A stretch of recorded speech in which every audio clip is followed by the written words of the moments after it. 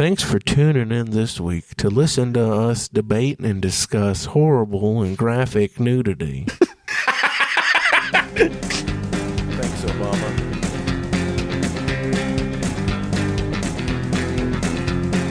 Bacon cream pies in your mom's eyes. Bacon cream pies all the time. Somebody see my shoe? I hate tomatoes, but I love ketchup. Can't find it. I'm looking That's just everywhere. a thing, and it's not even true. Please, My I have to taste drive will change home. when I think about you, and I have to say Have an edible it was earlier. hard to leave you I think I'm alone. gonna shit my pants. Please, God, help me leave you alone. We're looking at the death metal mix on Spotify, boys. Oh, God bless. All right, so number one on the Spotify playlist for death metal is Fallujah. I mean, yeah, I'll give them credit. They're atmospheric death metal. You know, they have a little bit of that going on. Okay, and then you got Metallica. No. Battery by Metallica. No. Okay. Gojira, Not really. Opeth, No. and then you got Death in the number 5 slot. Yeah. I mean, you would hope that they would have been on the list somewhere. Right. Meshuggah, No. Death Heaven, Motorhead. I'm just kidding. No. It's not. There's not Motorhead. Bolt Thrower. Sure. Yeah, I don't know, but Carcass. You've heard Carcass Carcass? is, they're like kind of grindy. I've heard Carcass. I can't remember. They're like the shitty fucking music video where the body's like getting dissected by invisible hands. Cattle Decapitation. I'll give them that, yeah. Really? Yeah. Okay. I mean, that's modern death metal. And then there's two others. There's Entombed and Deicide. Okay. Yeah, Entombed and Deicide should be way higher on the list. Oh, okay. And there should be like Morbid Angel. Yeah, so I guess that just shows that I don't know what fucking death metal There's is. not even fucking, they don't even have Cannibal Corpse, dude. That's what's really crazy. They're massive. I feel like they gear it up to what you listen to. Like, so that, like, Death Heaven is higher up on the list Death for me Heaven- because I Death listen to Heaven them. has absolutely zero aspects of anything death metal in it at all. No, yeah. Opeth, like you can say, I guess, they're really proggy, you know, death metal. And like, I don't know, man. I think it's crazy. Let me see what my Spotify says. Loading. Loading. Better yet, I'll look at a different playlist here. Let's see what they give me for sludge metal. Oh, this one's actually fucking really, really solid. We have number 1 is Crowbar, Lasting Dose. We have Neurosis, Baroness, Mastodon, Down. Okay.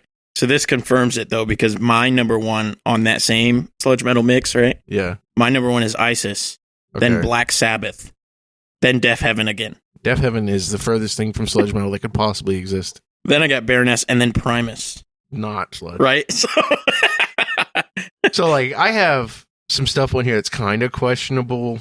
You know, like, the Baroness songs that they specifically chose are, like, Yellow Album Baroness, which is very much not sludgy at all. It's fucking Take My Bones Away, which is an amazing song, but, you know, it's not, like, it doesn't compete with, like, I got some Kyle S on here, and I feel like that's not even sludge. I feel like that's just more like Stoner Doom. I don't know. Interesting. Russian Circles. God. I got Acid Bath on there. Yeah, I got I Hate God, Mastodon, like Shrine Builder. You know, I got some really good ones. Dude, there's sludge metal with that. You know that frog, those frog creatures that Nate always posts of like the super sad videos with the frog in it? No. No, you don't. Okay, well, it's like a meme guy, but Oh, it's Pepe. oh yeah. That's a different playlist than I clicked on. No, yeah, I clicked on this one with The the Spotify? sludge metal mix. Yeah, same. Yeah. All right. There, let's look up what do you want to look up now on here? Let's see. Let's pick a very concise genre. Okay, let's look at alternative. Their alternative mix. Alternative mix. God, you couldn't have picked a more broad genre, huh? I mean, I could have said Alternative. indie, which is just anybody who's independent. I know. But like, okay, so they have a bunch of them. They have, okay, we're just going to click on the Spotify alternative mix. It's the red one. Okay, mhm. let's see what we get here. Oh, wait. This is alternative rock, right? No. I clicked on it. It just says alternative. Shit. Okay, I got Smashing Pumpkins. Yeah, I got Zero is my first song. I got 1979. Okay. I got Soundgarden for number 2. I got Nirvana. I got Cake, Primus, Incubus. Primus, Alice in Chains, Melvin's Revolve, which should have been in the sludge metal list, I feel. I got some really good songs in here, dude. Same, man. I got like Deftones, Point Number 1 by Chevelle. I've got Deaf Heaven in here again. Yeah, what the fuck is that? I have Deaf Heaven everywhere, dude. Yeah, I think you've been a little obsessed. I'm really into them right now, but Some, I mean, I'll give it. This is a pretty alternative, but some of the stuff on here is just like they just picked every grunge band, like Alice in Chains, Nirvana. yeah. So I don't have any of those. I mean, I do Fucking- not like Alice in Chains. You're a scumbag. I don't think you've listened to enough of their fucking catalog. No, I haven't. But I mean, Here Comes the Rooster. Yeah, well, yeah. I mean, yeah, of course, the fucking overplayed radio songs are dog shit. But like Sludge Factory by Alice in Chains is phenomenal. Yeah, I'm sure they have good stuff. Yeah, it's all good. Everything that they didn't put on the radio, and then some of the radio stuff. But they have God Hates a Coward by Tomahawk on here. Fucking. Ooh, Ball of Troy. It's like weird artsy stuff. I love Tomahawk. It's got the guy from Mike Patton from fucking. Dude, FCP Faith No remix, More. dude. Yeah. Sheesh. Did you feel like that should be considered alternative, or do you think like it should be in like old school mathcore? Oh, it's definitely a math rock, or yeah. Oh, it's very punky, man. I would definitely give it the core label. Yeah, dude. I mean, it does at the end. Oh yeah, it's hard. Like it gets chunky at the end for sure. Yeah, such a good song. Fucking okay, so question for you really Okay. quick. We're gonna Let's hear start on this. How would you say the ranking would be between like skill and creativity in a musician? Like if specifically for you to work with them, like would you rather work with skilled musicians or creative musicians? Oh, me specifically. Yeah, I meant what would you rather work with? Okay, well, we touched on this a little bit on the last one. Yeah, let's expand on that. Okay, so mine is 100% creativity. You need a little bit of skill, so you want to do like a point system. Like you need however many points towards creativity and how many more points towards skill. Yeah, like it doesn't matter how creative you are if you can't fucking play in time, Yeah. So yeah, at that point, I want to say you probably need like a 4 out of 10 baseline for me to play with you. Mm-hmm. Like so you can play rhythms. You at least know basic rhythms. You can play an offbeat, right? Mm-hmm. You can play in 3/4, Yeah. right? Okay, yeah. I didn't realize that's how low of a bar we were setting here. It's pretty low, but if you can do that and then you can also play in time, that is the baseline skill, I think, yeah. for me. And then creativity, you want to do baseline or like, yeah, okay. So baseline creativity Mm-hmm. is pretty high for me. Like if you are a dead human being, I do Yeah. not want to work with you. That is just no NPCs. yeah, get out of here. I'll say on the scale of 1 to 10, you probably need to be a 6 baseline Yeah. for me. Yeah. If you're like Now, can you like try to qualify that a little bit? Like, what are some aspects of creativity that you look for? More than just saying like, "Hey, let's get out of the pocket." No root notes on bass and. well, really, okay. So an indicator could be like, you're playing the music, something lights up, and you have an idea. Mhm. That's baseline right there. Oh, You know what I mean? Yeah, 'Cause yeah. people you will play with will literally just not contribute at all. Yeah, everybody And knows it's the like- bassist, that's just playing literally the root notes of the chords the guitarist is playing. And I mean, so something that I look for, specifically when it comes to songwriting, as far as creativity, is I love when people are comfortable enough to get away from their instrument. You know what I mean? Like, kind of like whenever me and you were fucking around and it's, hey, let's bring out the handpan. Mhm. Let's fuck with the banjo, I want stuff like that. I don't want to play with a guitarist who can't come up with anything unless there's a guitar in their hand. Yeah, that's true. I'll say because like Jer Bear, he is not like he can't play anything, right? But we were able to make music, and it's because his creativity is high. And he made a lot of the ideas. Yeah.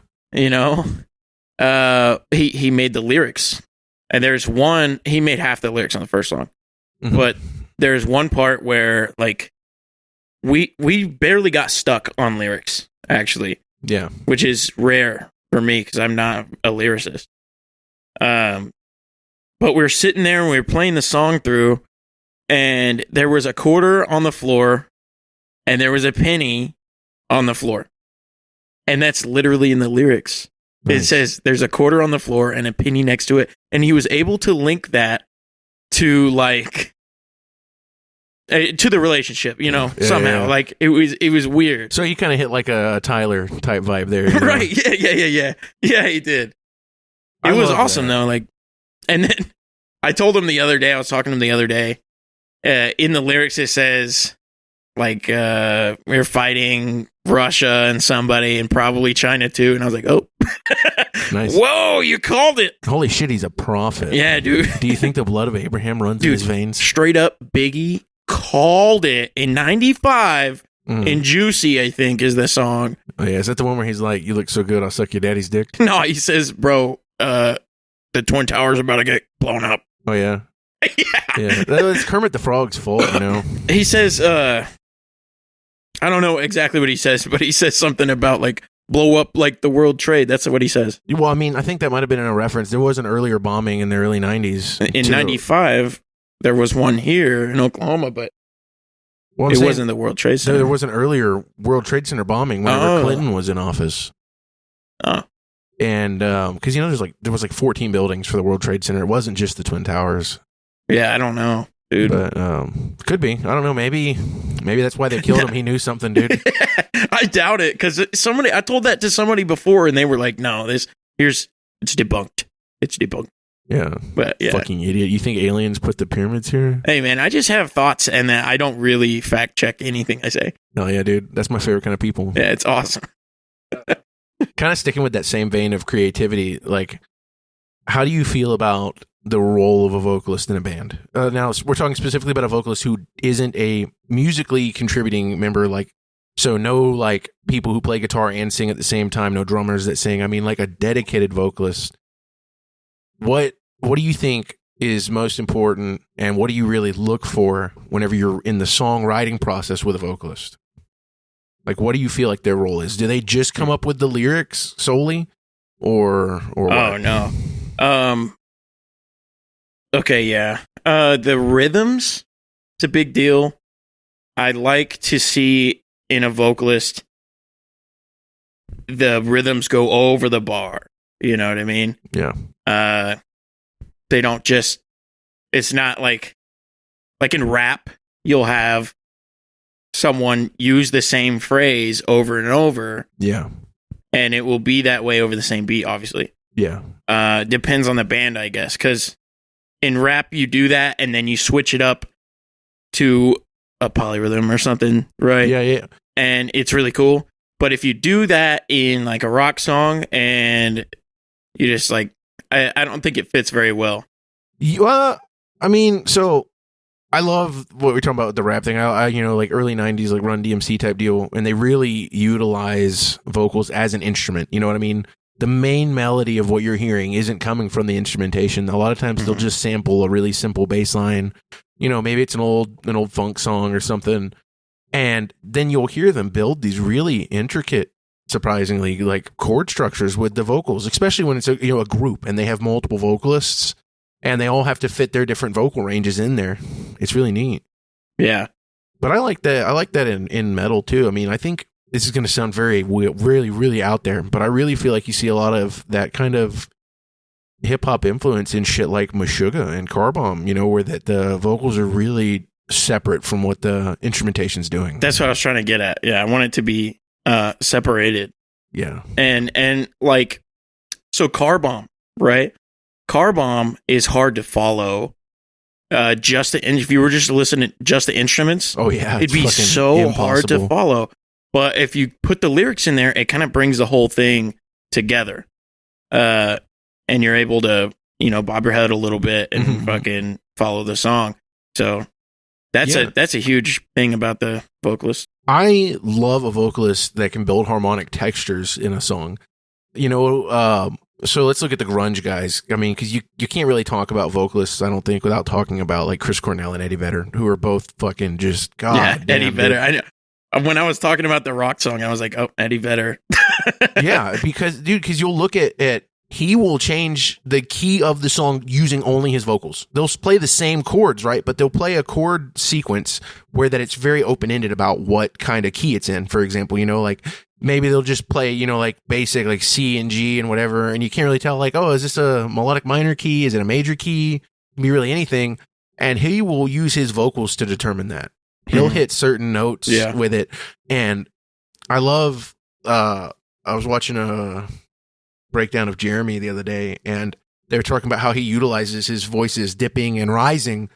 Dude, he's phenomenal. He provides momentum to the song that isn't there if you listen to just the instrumentation. Mm-hmm. Yeah. With just the instrumentation, it'll be flat. And I mean, you really see that in every genre. It's not a specific thing for them. That's just an easy one to pluck out of the thin air. And yeah, so that's another thing, I guess, the energy of the song. mm-hmm. They really need to contribute to that. Yeah, for sure. The vocalists do.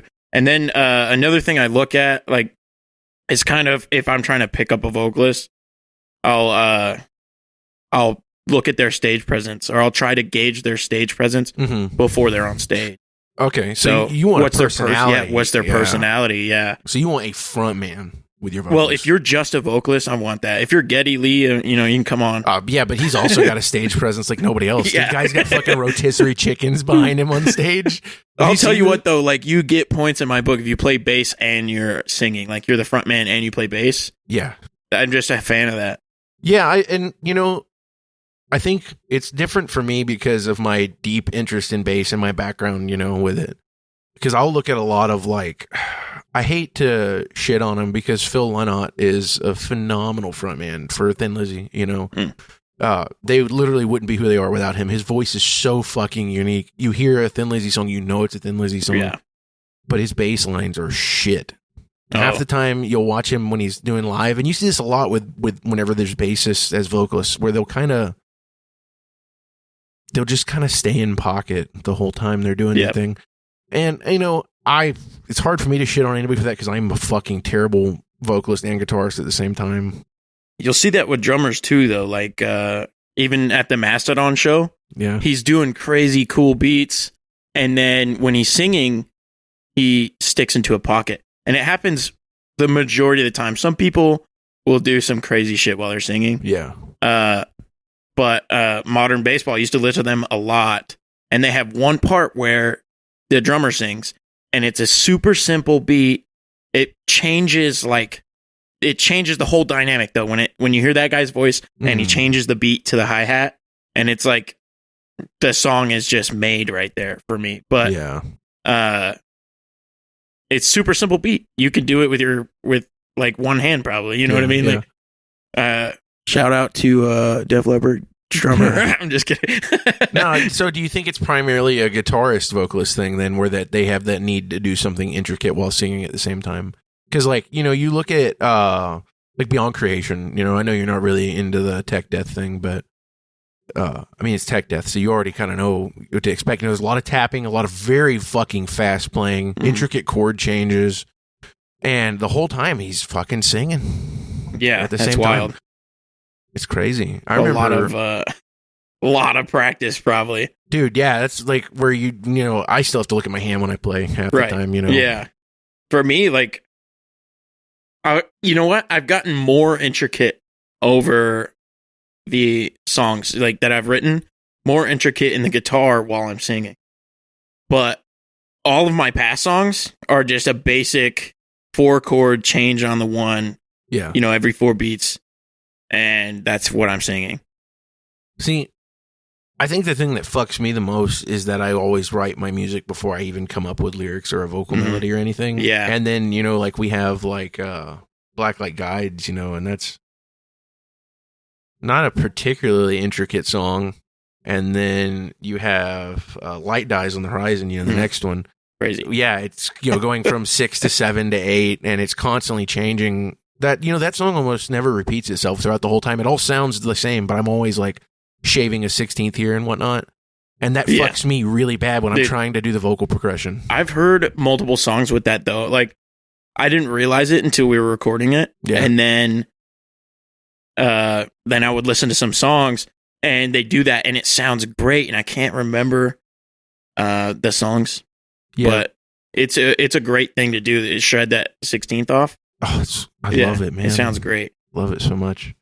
But I'm a really, really, really big, fan of like prog and post metal, where that you have a lot of those really wonky time signatures. But I'm going to be honest with you. I think the place I really got it from the most was I was obsessed with Tool for so long, and they'll do that a lot. Like Lateralis has the same fucking riff pretty much the whole song, and they just change what time they're playing it in. And it's weird how different the same exact fucking riff, like the same notes, will feel if you add a pause here, or you take a couple of seconds out. You take a pause out. Yeah. And it changes the feel so much. Yeah. All right. Well, let me throw one at you. Yeah, man. I'm here. My fucking mouth's agape. Okay. My mouth is agape. Like the word agape. Okay. Awesome. Okay. So the question is, okay, please don't look at that on the thing. That's going to be phenomenal. Okay. The question is, what are the best soundtracks for video games or movies? Okay. Best video game soundtrack. I feel like I have to give that to Brutal Legend, but I'm gonna say, is that the thing that you showed me with Jack Black? The Jack Black one, because it is actually phenomenal. But the video, this is gonna sound really crazy, man, that a video game soundtrack is what got me so into music. But Test Drive Wide Open, or Test Drive Off Road Wide Open, has Unloco, Fear Factory. The first time I ever heard Fear Factory is Acres of Skin. They have an instrumental on there. And for me, it was actually like somebody pulled a veil back and just unveiled a whole world, It's like the greatest feeling right there. Yeah, and the thing that really sucked me into the soundtrack is that it has Fuel by Metallica as the main song, and it's not one of their best songs or anything like that, but I love it. I have a lot of nostalgia for it. It was part of the soundtrack for the Hot Wheels racing game on the computer way back in the day. And so we had LimeWire back then, and I would just had one of those little sticks that you plug in, and you can put headphones on the stick and listen to the songs. And I downloaded the whole thing, and it has a lot of stuff that, even stuff that I didn't really realize had such a big impact on me until later when I looked back at it. There's a 303 Infinity has a song called Fear Factor on it. And when I was young, I was really confused because it had Fear Factory and then that song Fear Factor. I thought they were the same thing. And I was like, this is weird. Because it's fucking not metal at all, by even the closest measure. It's straight, like, I want to call it trance or jungle. It's the EDM. Fear Factor song? Yeah, it's EDM. Is that the band name or the song name? It's 303 Infinity. Oh, okay. And it's really weird, man. And it's cool because now, now I'm recording and I'm always sampling weird stuff, and I'm always playing with my MIDI tracks and programming and all this stuff, so I fuck around with it. And it's cool because, like, I see reflections of that, that kind of EDM influence on stuff like Necrogoblicon or 12-Foot Ninja. They have awesome marketing, dude. Yeah, it's so cool. Yeah, with the goblin and everything. It's awesome. So I would say the best one to listen to now, if I was to tell someone to go download it, I would say Brutal Legend, because Brutal Legend has, like, every genre of rock and metal you can fucking possibly imagine, and it is so good. It's the most diverse thing I've ever seen. I think it's cool they have Mastodon on there. Yeah, well, the way I found Mastodon was because another video game soundtrack. It was Tony Hawk. One of the Tony Hawk Undergrounds has fucking Iron Tusk on it, or it might be American Wasteland. So that's the most common one I've heard is Tony Hawk Underground is the best soundtrack.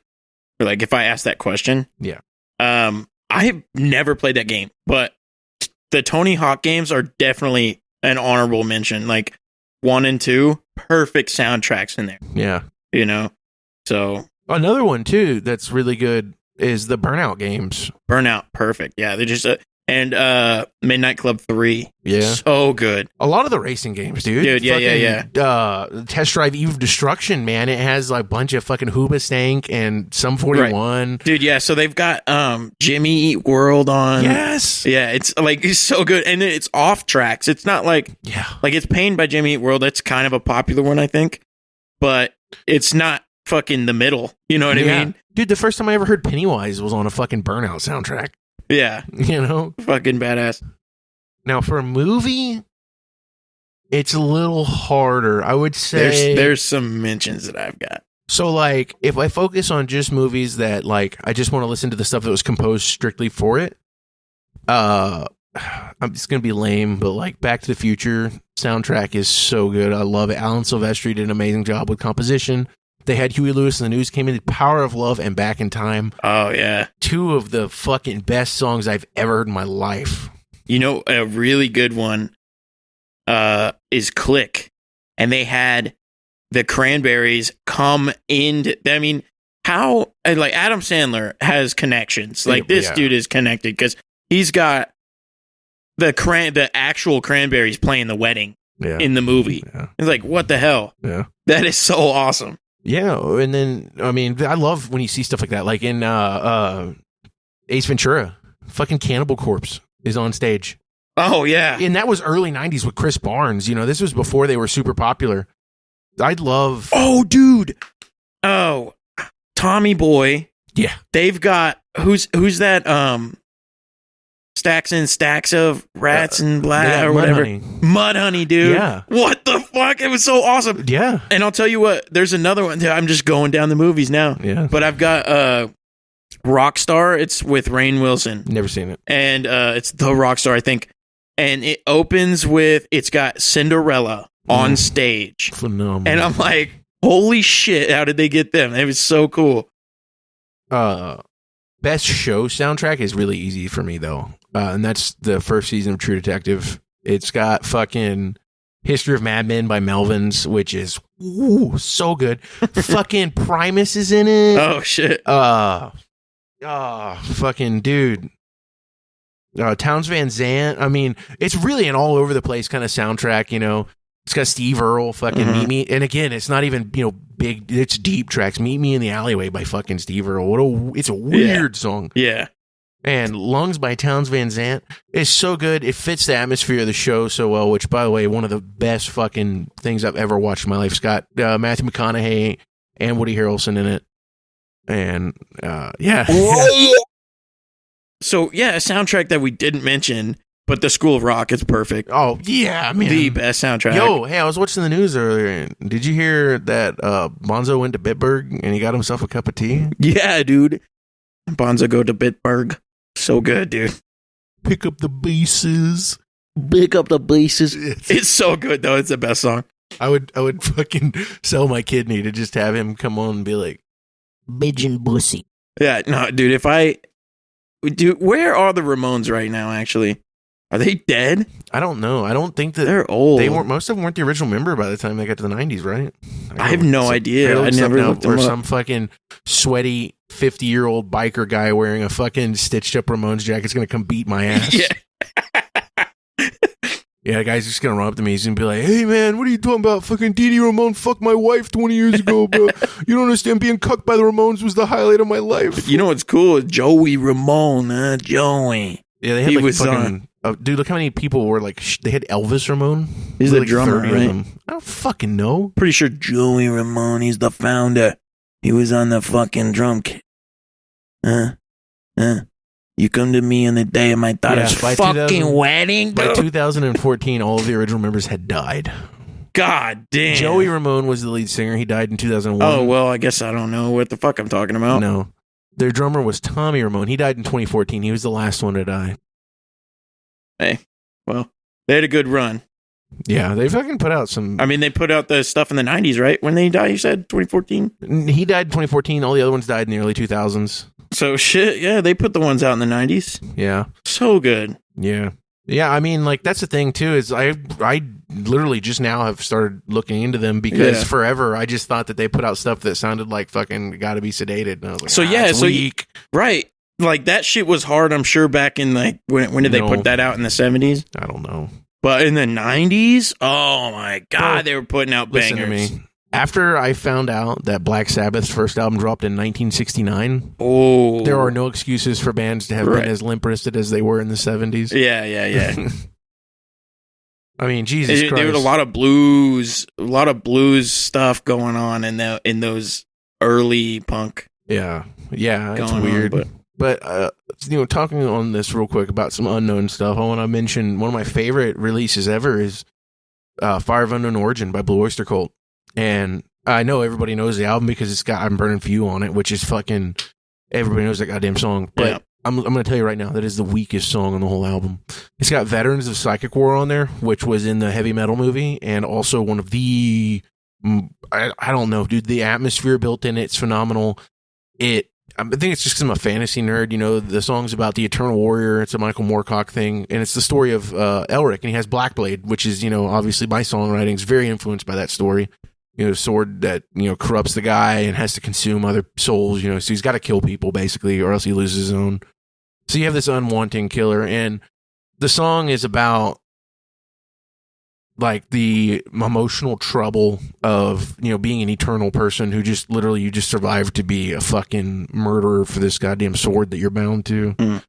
And I don't know, man. I got into it and I dug deeper into it, like after my dad died or whatever, and I was fucking equally brain dead and fucking, well, I say equally, but I guess it's a little hard to know what it would feel like to be an eternal vampire. Anyways, it also has some of the just straight up grooviest shit ever, dude. Yeah. Soul Survivor's phenomenal. Doing some slept on albums. Yeah. Dude, let me get a question. Lord of the Rings question here. Okay.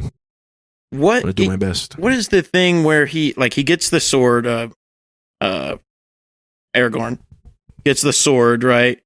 Whatever the sword's called. Yeah. And he is now the king. Yeah. Right? And then he commands the dead army. Yeah, I think he's not, it's not the sword that made him king. I think he was the king of the nations by blood. Like, He's the king it by was his blood. birthright. Okay. But the sword has something to do with the dead army, right? I don't know. This is one of those things I'm not, Shit. I wish you did. I'm sorry. I wish I knew more about Tolkien, man. But I'm, as much as I love Tolkien, I'm more of like a fucking magic and D&D nerd. Yeah. Well, let's go back to slept on albums with Billy Bomb. Oh. Stop. Okay. Slept on album number 1. What's number 1 on the list for you? For me, Slept on. Nobody listens to it, but it's a banger. Song of the Crippled Bull by fucking Black Crown Initiate. Really? Yes. And nobody listens to it. Like, that's not their number 1 album? No, it's an EP. It was like a demo EP that they put out. Okay, so you know what? I'll pick an actual album. You got one or what? Yeah. Yeah. I'm trying to remember its fucking name, dude. Okay, well, I'll go first. There is Let It Enfold You it's one of their number 1 albums, okay, but the songs, they only listen to like 3 of the songs on there. Every song on that fucking album is a banger. Mhm. You can listen to them back to back, and that's rare to find an album like that. Like, obviously, bands have filler songs, right? Yeah. These guys are fucking putting bangers out, and it's Census Fail. It's kind of like a unpopular opinion, I think, Yeah. about Census Fail that I have, but I love them. And that album is a fucking banger. And then their next album, so that's 2006. The album that came out right after that. Yeah, is that the one where he was like, I'm gay, I'm gay, I'm gay, I'm gay? Yeah, no, he wasn't gay until like Oh, he wasn't? I was 15. Oh, okay.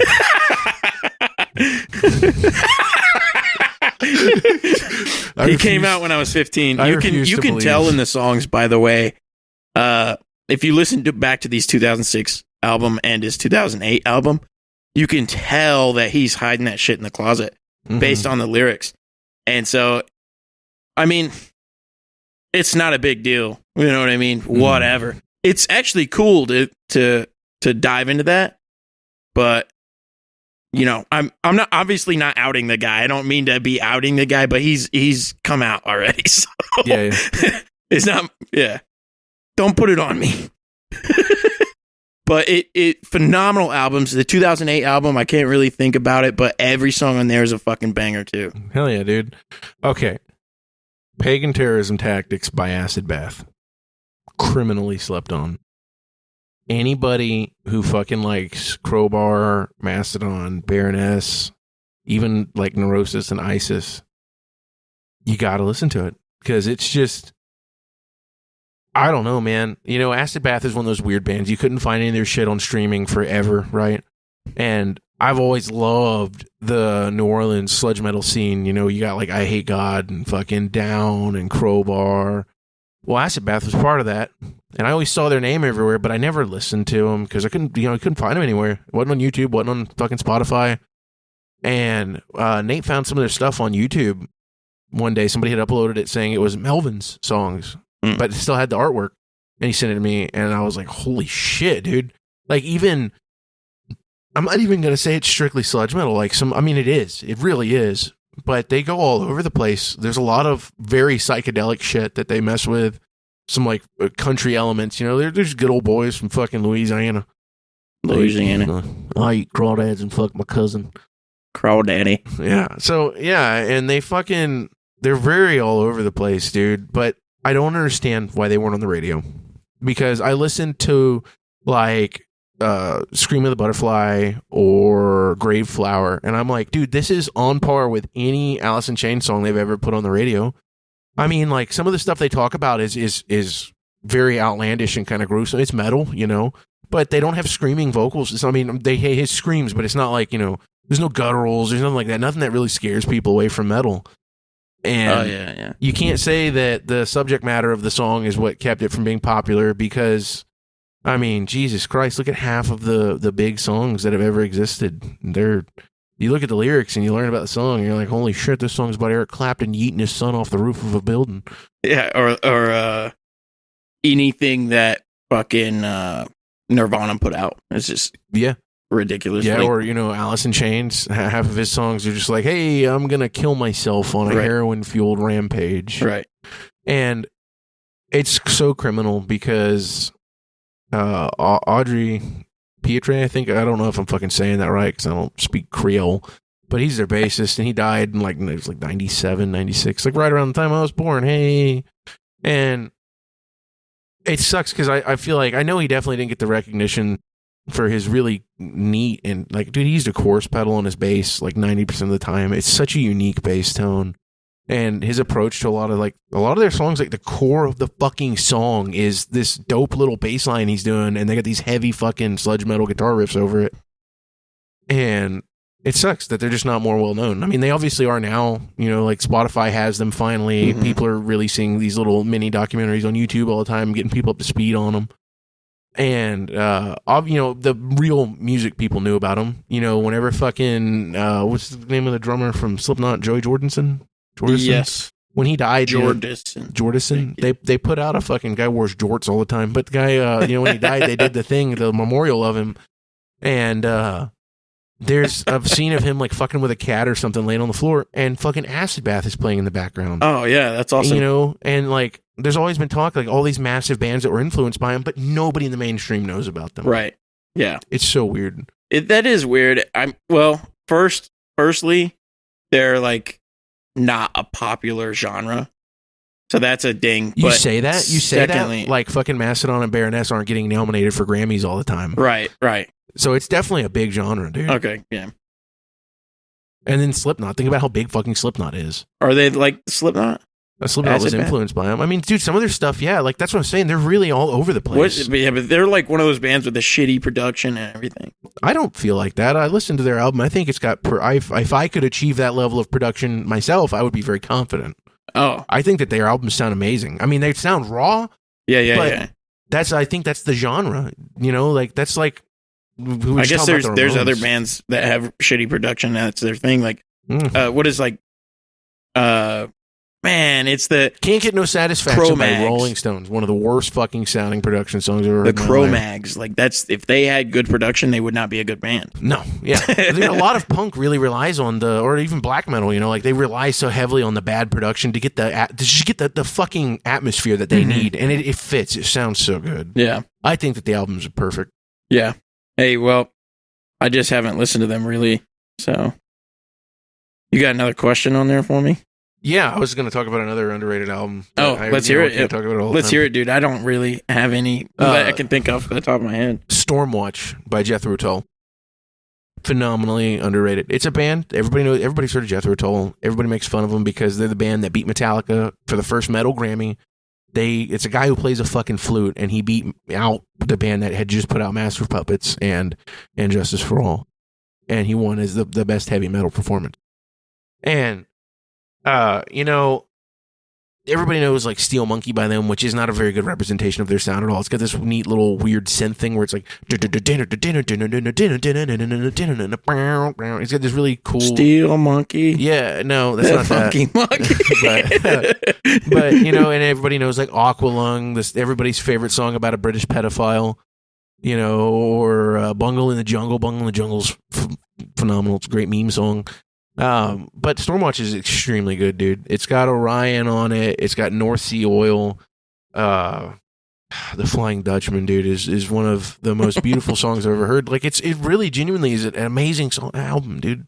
Is that a real thing, or is that something that like just SpongeBob has? The Flying Dutchman? I'm the Flying Dutchman. This came out like in 1979. I doubt it has anything at all to do with SpongeBob. Weird. I wonder if SpongeBob was like, yo. The Flying Dutchman definitely was like it's an old like from the I think like the 1800s. Straight up. That's wild. Yeah, I don't know if it was a real thing, but I know it was like like the Bermuda Triangle type deal. Yeah. Speaking of which, I watched a really cool video the other day about the Bermuda Triangle and got kind of sucked into that vortex of like shipwrecks and shit on YouTube. Dude, have you ever seen the Sword in the Stone? Like an animated movie with like King Arthur and all that I know shit. what you're talking about, and it's right up my alley, but no. Yeah. It's actually a solid movie. I watched it a lot when I was a kid. But there's a part where the kid is hanging out with Merlin, which is sick. Like they're What a just like fucking terrible idea. they're just chilling, right? And Merlin, like, you know what? Let's get past that. That happens earlier in the movie, and then so they're friends, right? And then like I guess the kid does something to piss him off, and he like Merlin is like wearing some fucking like he's out of the robes and he's wearing some like bathing suit or something. Yeah. And he's just like pissed off, and he's like packed everything in his house into a suitcase, like everything he had, like his whole house into one suitcase. And he's like, I'm going to Bermuda. And he fucking launches off, and he's like a rocket. Yeah. And I'm like, where the fuck is he going? But Bermuda is like a real place, right? Yeah, it's off the coast of Florida, between Florida and South Carolina. I always thought, because I didn't know that, I always thought that he was going to the Triangle, because I'm like, It's part of that. part of the Bermuda Triangle. That's where it got its name from.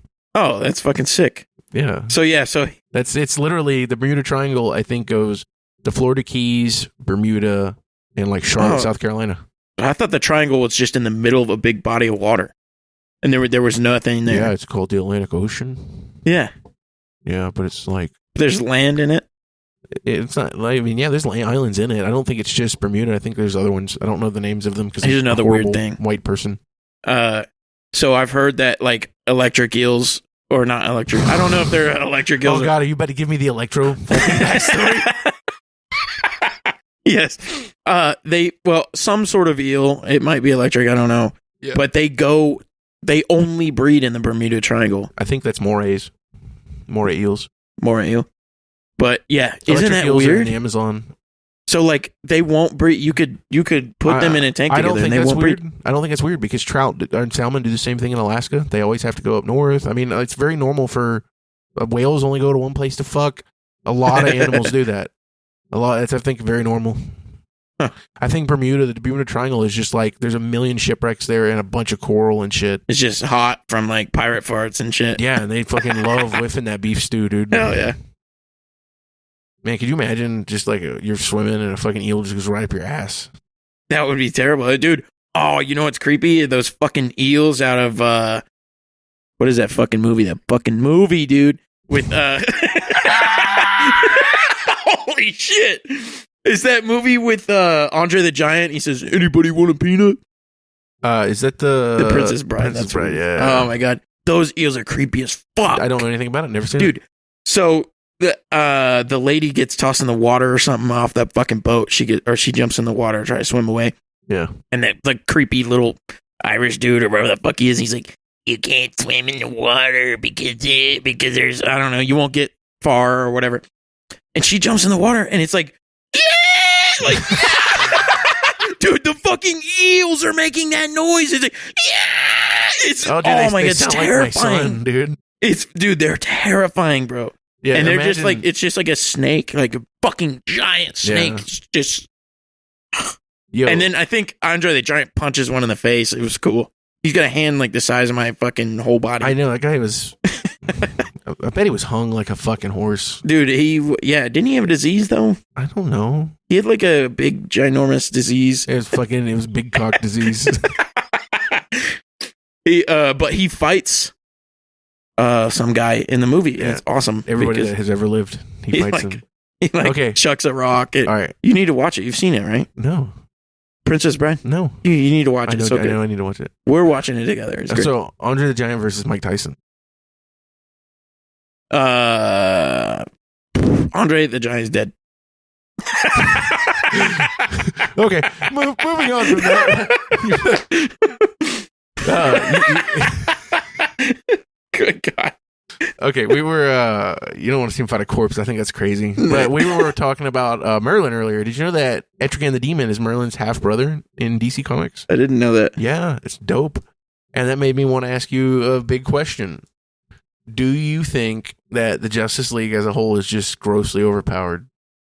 Like they could take on the Avengers for sure, right? Most definitely. Because like, well, they have You- have the Flash. You can't beat the Flash. They have Superman, And you can't beat Superman. and they have Batman. And if Batman has And they have like Supergirl, who's the same thing as Superman. well, yeah, they also have like Power Girl and Wonder Woman and Yeah. Hawkman and all of the Green Hawkman, Lanterns. I feel like you could beat him though. all of the Green Well, Lanterns. he dies and he comes back, right? Yeah, but it takes lifetimes. But anyways, does it? Okay. but what I'm saying is, you're saying like, oh, they have Hawkman, but the Avengers has like fucking Black Widow and Hawkeye.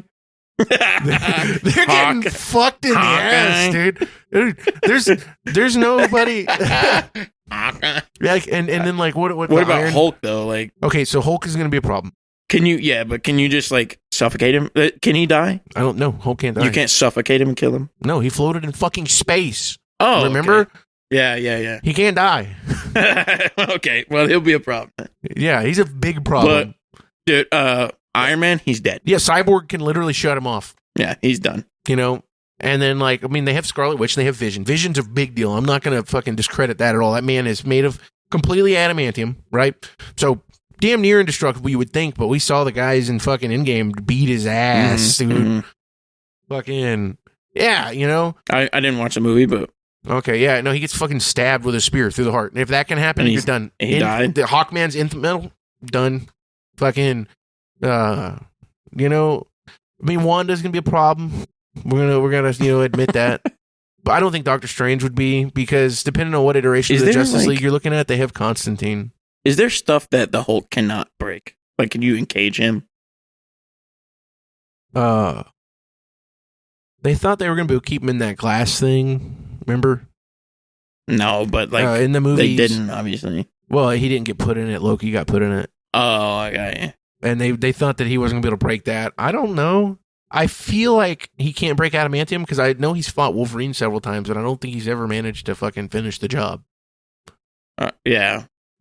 But I know that Hulk eventually ends up becoming Maestro, and Maestro is horrifying. And that's the thing too. You know, it depends on what iteration you're looking at. Yeah. Because there was times when that Quasar was a member of the Avengers, and I feel like Quasar could fucking do some damage, some pretty severe damage. Quasar. But ultimately, at the end of the day, what we're looking at is that not only do they, you know, they have all of the Green Lanterns, you know, they got fucking, that's horrifying. Because, you know, most of them are Green Lanterns at the same time. Like Hal Jordan and fucking, which is John Stewart, I think is his name. They're at the same time, they're the Green Lantern. They're different Green Lanterns. They're not like weird. one person wearing the ring. Yeah. So they have the multiple Green Lanterns there, right? already. That's a problem. You got Superman, that's a problem. And then at the end of the day, no matter how bad things get, Flash could always just be like, you know what, bitches, I'm going to reset the clock really quick. Yeah, dude. The Flash could, yeah. I think that they're too overpowered. And another thing, and this is based on the CW show, but he could just lock you in a time. Like he is a buddy who is like the Time Lord. Like he is just time. Like he is the Time Force. Yeah, that's what he is. So how do you think that would interact then with like Doctor Strange with the Eye of Agamotto? He can do anything. He snaps his fingers and you're done. You don't exist in time anymore. That's wild. Yeah. Yeah, like he just runs back in time, jacks off your dad really fast. He doesn't have to run back in time. You're done. Yeah. Like, isn't that fucking crazy? I think that's the problem. I think that the DC people are way overpowered. Yeah. I love the DC. You know what's cool? Neat, but there was a guy, it was a bad guy in the show, and his name was the Turtle. And he was able to he almost had the Time Force down, right? He was like the initial version of the Time Force. Yeah. So he can't stop time completely, but he would like look at you and you would just stop moving. Like you didn't exist in time. Like almost like it was you would be so slow. Like he got the Flash down to turtle speed when the Flash was moving at like 1,500 miles an hour. So that's crazy. Yeah. So, anyway, he would go in and like just stop everything in time and steal art. That's all he did. And then the Flash was like, "You can't do that." Yeah. So, okay. So what about the rogue galleries then? Do you think that like the DC bad guys... Okay, let's talk about the big one. The big one. Thanos versus Darkseid. I don't know Darkseid really. Okay, never mind. And then Thanos, I don't... Like, I know who he is because like the movies were so big, but I don't know anything. Yeah. I mean, he's a deviant. I don't know what they did with him in the fucking movies. They really fucked the Eternals thing. But all the comics I've read, he's a deviant, you know, and even without the gauntlet, he's horrifyingly strong, like almost Hulk levels, and extremely durable. You know, like you can fuck him up, but I mean, Drax rips his heart out. So in the Annihilation run, so it's like I don't even know, man. I don't think he's really got it all. And Darkseid is just, especially if he's got the anti-life or anything like that. I mean, it's just, that's the thing. You know, I was talking with a guy at work about it. It's like full-powered Thanos with the gauntlet and everything, right? Versus Darkseid, but Darkseid has the anti-life equation. And I think they're called Omega Beams that he shoots out of his eyes. They're like Superman's, but they lock onto you. They'll fucking follow you. And I just don't think Thanos has a chance. I think that everything about DC is overpowered. Like, a lot of stuff in DC is overpowered. It's ridiculously overpowered, man. But I like DC. I want to say that I like DC better than Marvel.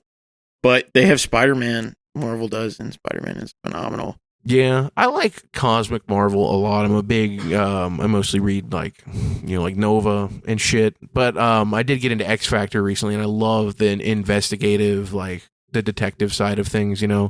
And they're all mutants, so they all do cool shit. Multiple Man's phenomenal. You hit him, he just makes more of them.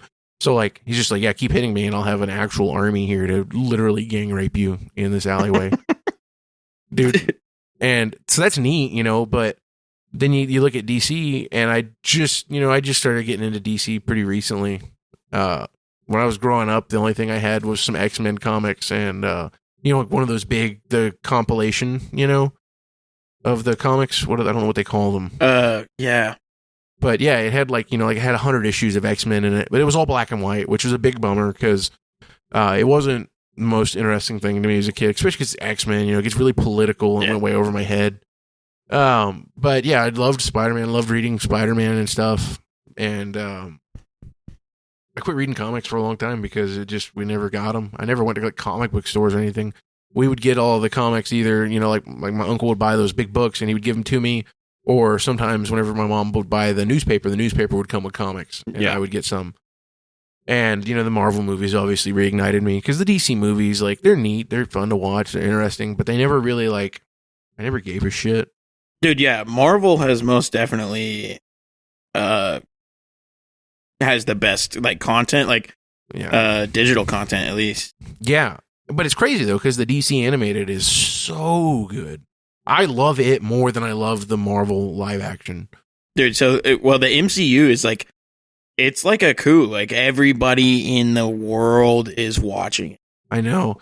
And it's kind of weird. It is kind of weird because one of the things that I hate is I wish they would do more how comic books do, where you just have like side characters pop in. We don't need a fucking full movie backstory for everybody. I just want to see like random people pop in and he's all like, or just like, just Squirrel Girl pops in for one fight and then you never see her again. Mhm. Like that's something I love about comic books because, with the comic books it's neat because I'll read one and this is how I fell in love with Quasar.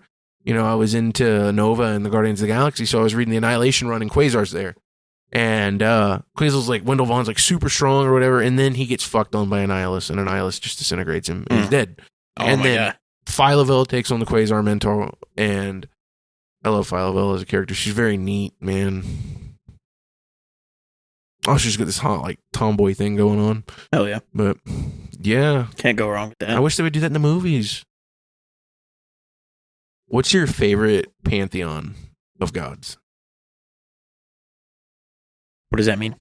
Pantheons are like groups of gods. Like, like in Smite, it says pantheons would be like Greek, Hindu. Oh, yeah. It's Hindu, 100%. Yeah. Like Rama, best. He's Hindu. And then Ganesh, he's Hindu, right? Yeah. Perfect. Yeah, I think if it has Rama and Ganesh, then so. Bits that I GGs. know about that is like Rama flew through the heaven and teardrops came down, I think, and that's like the holy scriptures. I can't remember what they're called now. Is it the Rig Veda? I don't know. Might be. I actually have never read his lore. Oh. So straight from the game, like who's gonna win in the game is No. the Hindu. Okay, that's fair. Ganesh, I've read a bunch of his stuff, but Yeah. it's He's like Shiva's none of it's kid, really. Like Shiva Yeah. fucks an elephant?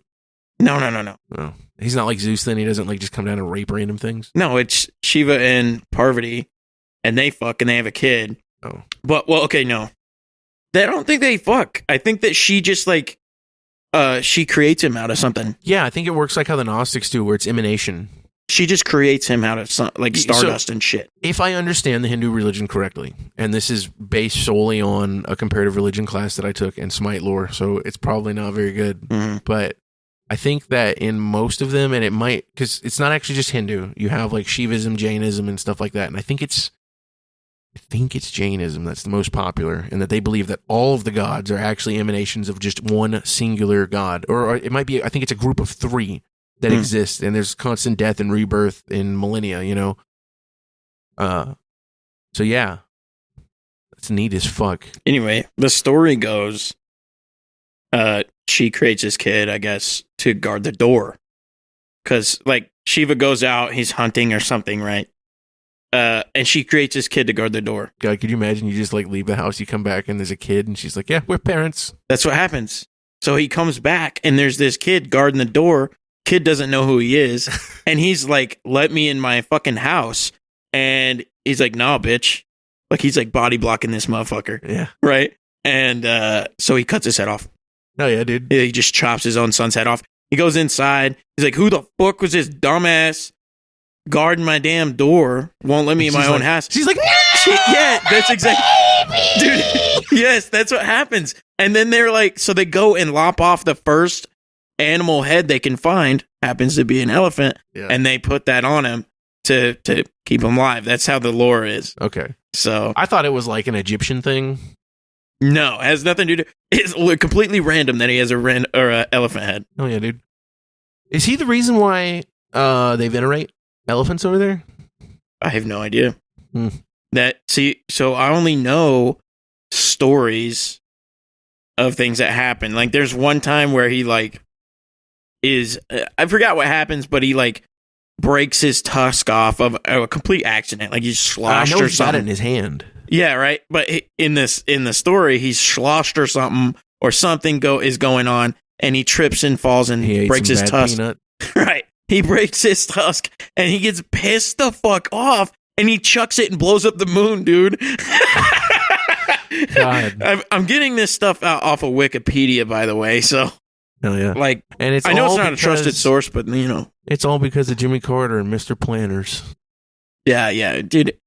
I need to read deeper into his lore because I like him, but it's like that's kind of strange shit, and I kind of Yeah. stopped reading after that. Oh yeah. No, I love learning about non-Abrahamic religions. Like the Gnosticism thing has been so fun and neat for me.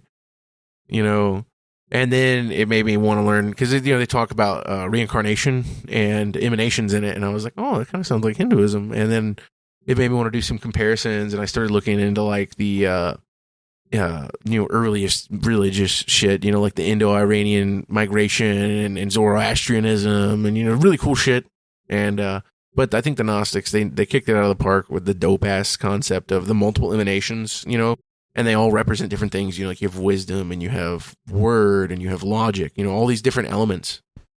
And how does it come to that? So like, let's go back. What is the most original religion that we have? So one of the things I saw, and I believe this was Religion for Breakfast, he posed the idea of the Sky Father, and that it was whenever humans were still, very primitive, and they were moving in like tribes and herds across the land, they would pray to the sky to give them good weather, so that way that it wasn't shitty, and that kind of started this whole like gods up there thing. Gotcha. And one of the earliest words for that was Deus. And you see that everywhere, deity. I mean, it's everywhere. But more importantly, word for God, right? More importantly, you see it rooted in the words Jupiter and Zeus. Yeah. And then you start seeing all these really interesting comparisons between the concepts of like that same kind of god of the sky. You see it in the Bible with like Noah's flood.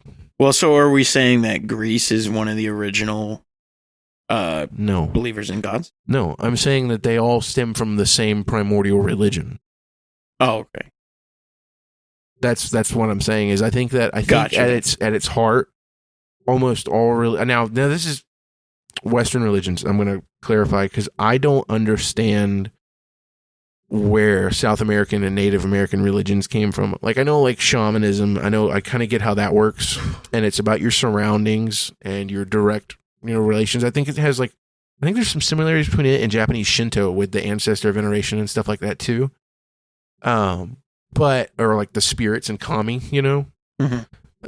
But I don't understand how people ended up in South America. Like I know the land bridge or whatever, but man, think about what a trek that is. Think about how long it would take you to fucking drive. Oh that. yeah. And then to think that people walked all the way down there and settled in a place that's as fucking dangerous as the Amazon rainforest, where you have all these deadly snakes and all these fucking panthers. Check this out too. So you've got like the wagons moving west, right? We learned about that in school. Yeah. And it was so long and people were dying of pneumonia and all that. Mhm. And that probably on a scale from across that land bridge was like 1%. And this is before the wheel. Dude, we're talking about before the wheel. Yeah, it was right. So they didn't have like oxen carrying carts. These were fucking nomadic people. This was when it was the land bridge was there, dude. This was multiple generations had to cross. You know what I mean? Dude. You get halfway there and your grandpa is like, no, oh, dude, it's like you fucking you get there and the people are speaking a different language. It's been that long. right. What Like- the fuck? God, it's so amazingly cool. That would be kind of cool. Just like you dedicate your entire life to getting across that.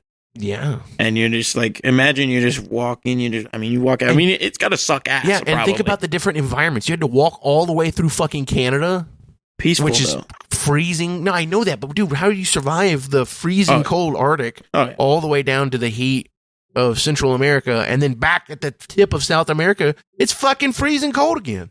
Yeah. Dude, fucking capitalism, dude. Dude, I hate it. It's ruining everyone's life.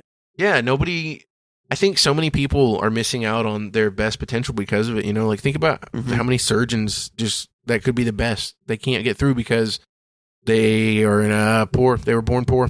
Well, another thing is like, We have a fucking caste system here. nobody's passionate about anything anymore. You can't be.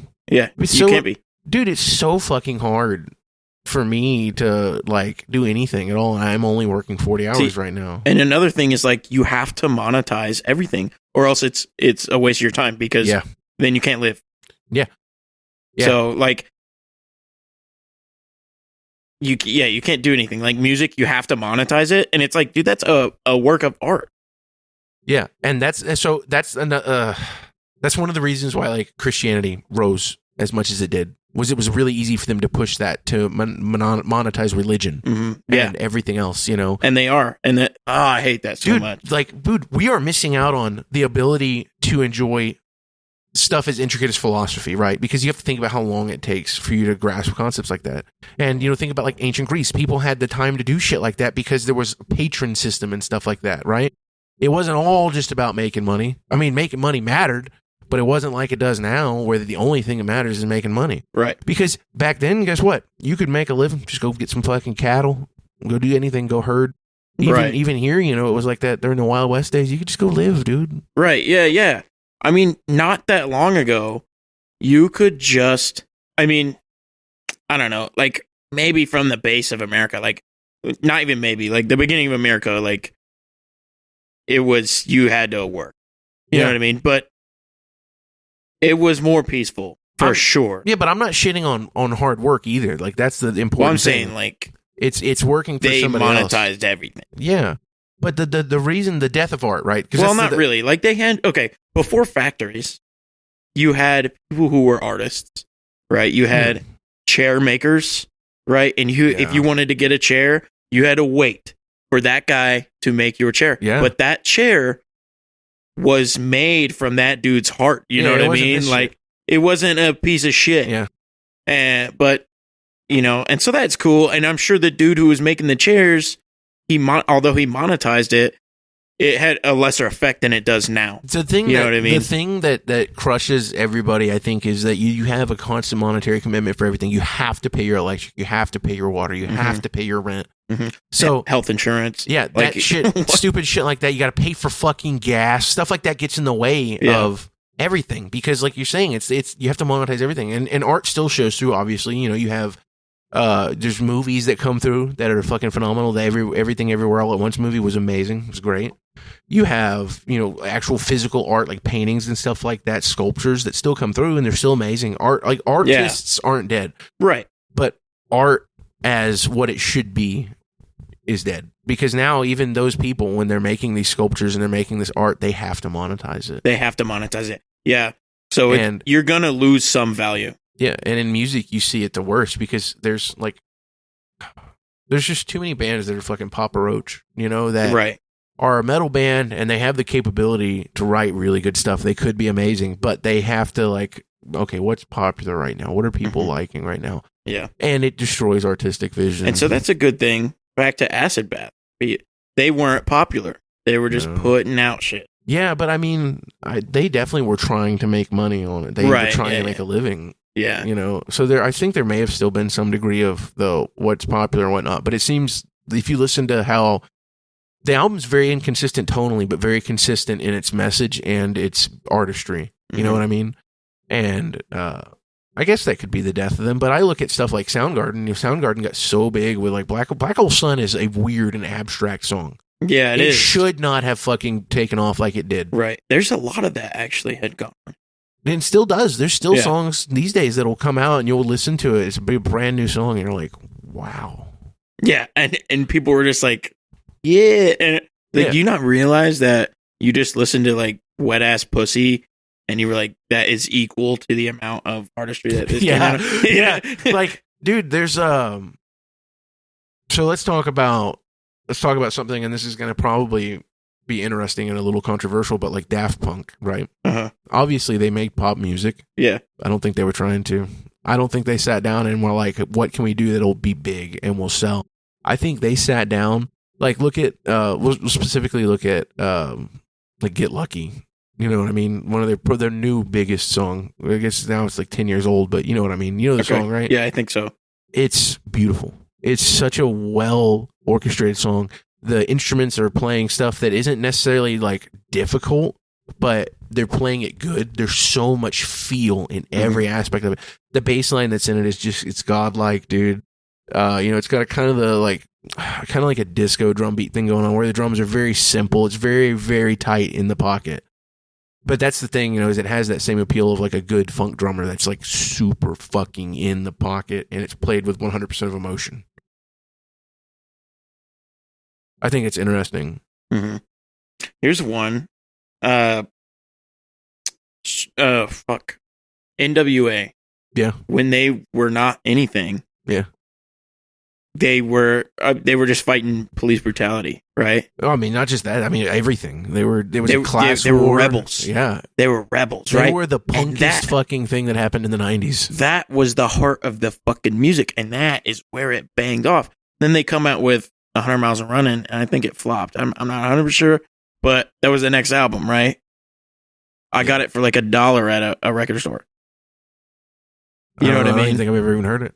That's what I'm saying. Like, so their first one is what they're known for. The Well, first album they ever I made. think NWA, and this is, white suburban kid of me, but it's Appetite for Destruction is just. I think about that song and I think about Ren, and I'm just like, that is NWA to me. That fucking anger and that, there's a great discourse in it. I don't know. You know what is kind of weird? They had like the old school. I'm on the court, and then I'm dropping the ball. Like, I don't know. Like, they had the some aspect of that, right? So when Ren is singing, he's like, he does Quiet on the Set, and it's a banger, but it has that like boom, bing, bing, bing, bing, bing, bing, bing. Oh yeah, It has that like phenomenal, right? But it has that like old school rhythm to it, where he sings it like before that. However, it was, it's kind of G-funky, yeah. Yeah, so it's kind of, I don't know if it like, but Ice Cube, his bars changed the game. Yeah. You know what I mean? Ren's bars, he had good bars like that, but I just, dude, he was the more impact rhythmic of it. on His it. words are so impactful. Yeah, It's so amazing. yeah. Have you heard Ren's solo stuff? No. It's not very good. No. It's never. Producer makes or breaks it really big, I think, in rap. I mean, you can be a great lyricist and still be on a very wonk-ass fucking track and it not be good. And then on the vice versa, you can be a really poor lyricist, not very poetic, but still have a backing track that will make it. It'll make it. Right. Ren is going to come in here and kill me now. Yeah, you're dead. You're dead. Fucking... Man, I don't know. We went to that Ice Cube concert. That was the first time I'd ever gone to a rap concert. Yeah. And I think it's probably my fault because I'm just so used to metal concerts and the energy that's there. But it was a good show, I guess. Ice Cube's getting old. He's really fat. Yeah. Now I'm dead.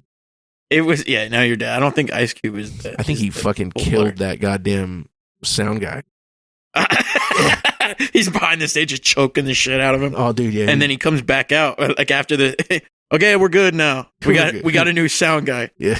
But I don't know, man. And it's not just that. Like, I've gone to country concerts. Country concerts are the worst experience I've ever had. Really? Yeah, worse than the Ice Cube one? Yeah, I would much rather just be standing around a bunch of people who are all stoned and are just like vibing to the music and moving. Yeah. Than a country concert where I have 80 fucking drunken rednecks spilling beer on me. Yeah. And they want to fight me. And I would normally be okay with that at a concert, but this is not the kind of music I want to fight you. Come with me to the Gojira concert, buddy. Dump your beer on my balls and fucking... I went to I'll suck you off.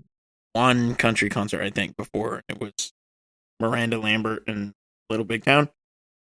And we sat... Dude, okay, I'll tell you what. Concerts, I will not enjoy it unless I am semi-close to the stage. Yeah. You know what I mean? Yeah. I can't do sit-down concerts. It was a sit-down concert way in the back. I'll have to tell you in a second. I'm not going to interrupt you, but I'm just a reminder. I have to tell you about the time I went to a Lamb of God and Slayer concert and had to sit down through the whole thing. Yeah, fuck that. Oh, I'll tell you another one after that. There was, but anyway, the best thing about that concert was, like, I don't know, I was like 18 at the time, but everybody there was like a thick chick in some short, like Daisy Dukes. Oh, yeah. It was tight. It was good. Yeah, you don't get that at Mastodon concerts. Every guy there looks like, it's all guys and they all look like me. Yeah, that's rough. And nobody's wearing deodorant. No. Like me. No deodorant. But yeah, dude, so I went with a good buddy of mine, the other Austin I know. Me and him went to, it was Behemoth, Lamb of God and Slayer. It was a Slayer's farewell tour thing. It was at an amphitheater. It was at St. Augustine Amphitheater. Why would they do that? Why would they? And we got paywalled to the pit. Just like what happened to us at fucking Gojira. Oh, yeah. But the difference was, unlike the amphitheater here, where there was enough room that we could make a pit. And it was a good fucking pit. Dude, at the amphitheater in St. Augustine, it's all concrete. Yeah. No dirt field. It's all concrete, and it's a fucking stadium, dude. Oh. Yeah, so the thing that sucks is it's got the fold-down fucking seats like at a ballpark. Yeah. And, there's always people would start standing up at their seats. So I just ended up having to stand in this little, like, 2x1 fucking box the entire set. Yeah, fuck that. And it was fucking Lamb of God, which at the time I was obsessed with. Yeah. And even now, I would love to go to their concert. They're so groovy and it's easy to move to, and it's a great vibe. They put on an amazing show. Randy's a piece of shit, but he's a great front.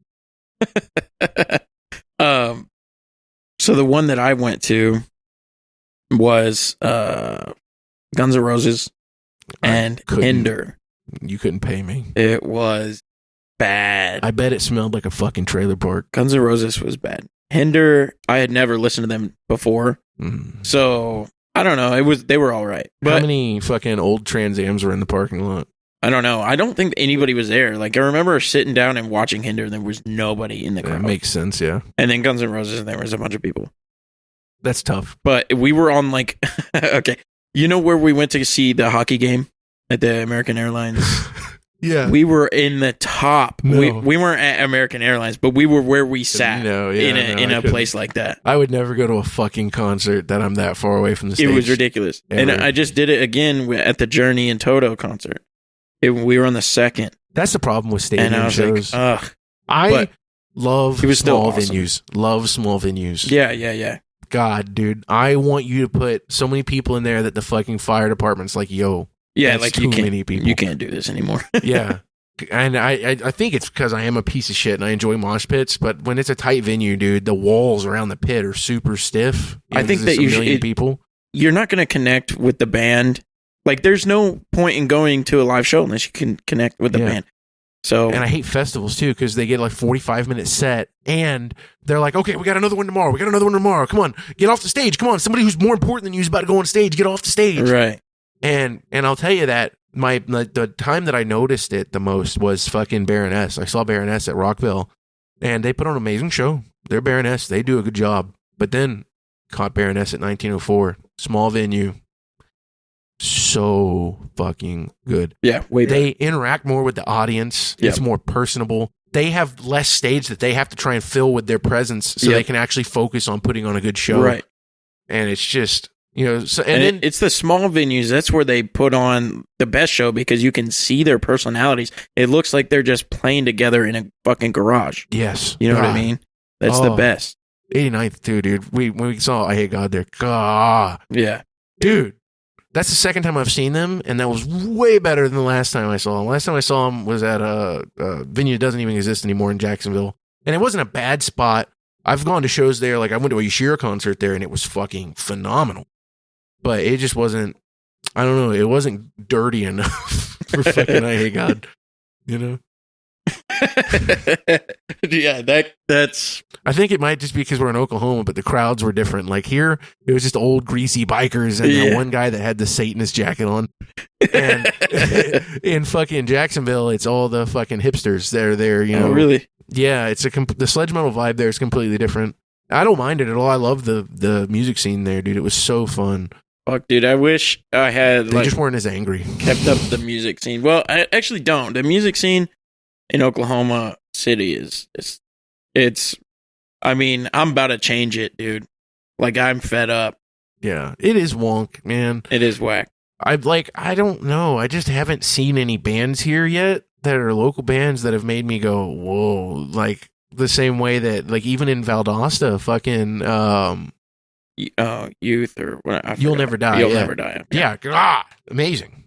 Love them. Yeah, they're Love great. them. And in Jacksonville's got so many good local bands. It's crazy. I mean, obviously, I already said Yashira, like. Yeah, so, Valdosta, they were very open. Like, you could have a shitty band, and you were still a part of the system. You know what I mean?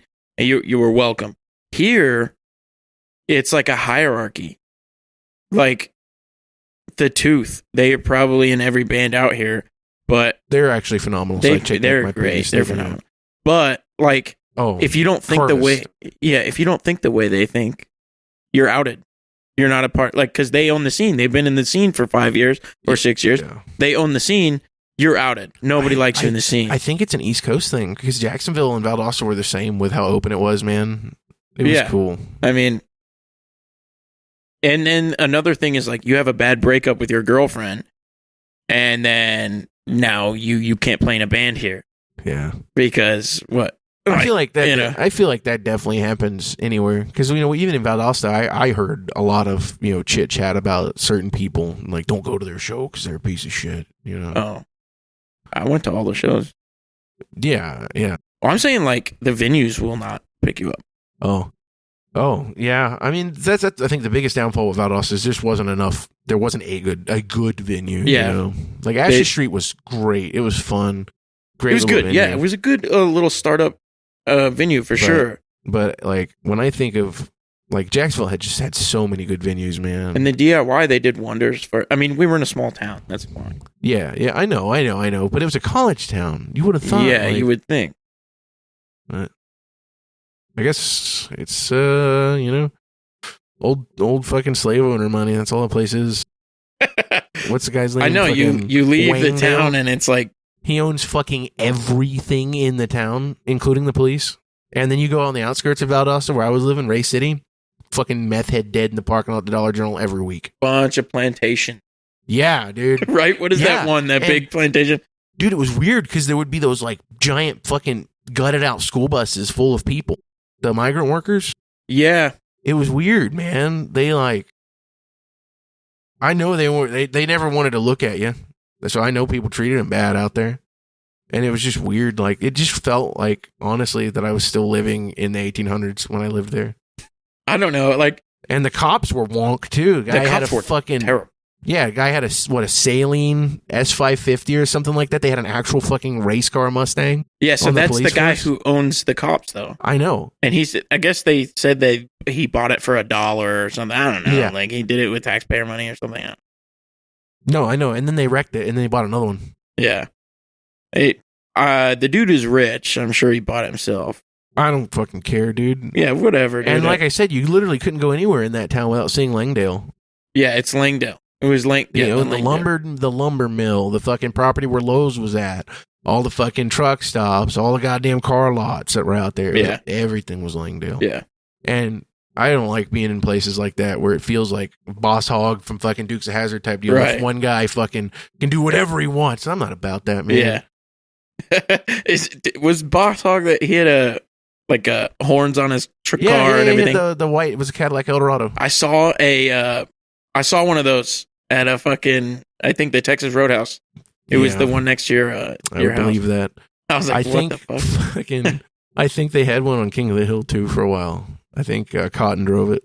You know who had one was Vince McMahon from WWE or whatever. Yeah, I know. It's not Vince McMahon, is it? Yeah, it is. It's Vince? Yeah, Okay. He's the best bad guy ever. Dude, he's great. He's so fun to so hate. hilarious. It's so funny too because they came out with all that news about him. Like I guess he was like extorting women for sex or something, and I was like, dude, that's totally on brand for him. Yeah. There's one where it's Hulk Hogan. And he's pretending to be like Captain America or something, and he's like got Vince on a fucking lie detector, and it goes if it's wrong, like bing, if it's right. Yeah. Right? And he's like, "Are you a horny pervert piece of shit, bitch?" Or like, oh my god, he just lays into him, and he's just like, "No," and he's like, "Are you looking at naked old ladies?" Like, I swear to God, dude, that shit was wild, dude. He's like, "When's the last time you beat off?" Because whatever, and he's like, "I don't know, like a month ago," and he's like, "A week ago," and he's like, "It was in the car on the way here." The back of the bus. You hear about fucking Hulk Hogan beating off in the back of the bus? No. Oh, okay. Did he do that? Oh, yeah, I guess. Oh, what the fuck? Yeah, man. No, my favorite's the fucking, "It was me, Austin. It was me all along. It was me." Yeah, dude, that guy's. Oh, and then Stone Cold, he fucking goes in the hospital. Ah! Fucking gets him when he's in the cast. Fucking hell. But Stone Cold, he stunners the entire family. So he stunners Vince, and then he stunners like his son or whatever. Yeah, I don't know what their names are. And then he stunners his wife. His wife comes out and he's like, you can't do that to my family. Boom, bam.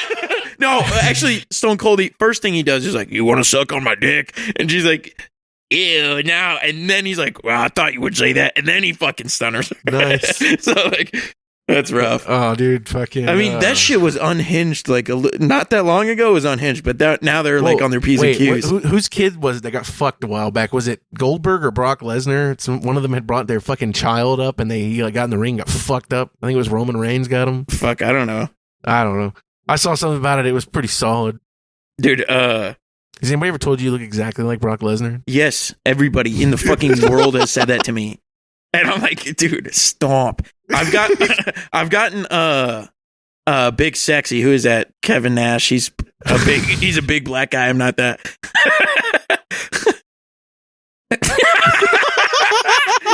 I've gotten that a bunch though. It's because my last name is Nash. Don't quote me. My address is unkill me. I know that we have to end the podcast and all that, but what do you think would happen if we put a gorilla, a bum, and a horny duck in a cage? Okay, we'll find out next week. Bye, guys. Okay, Jesus Christ. Thanks, Obama.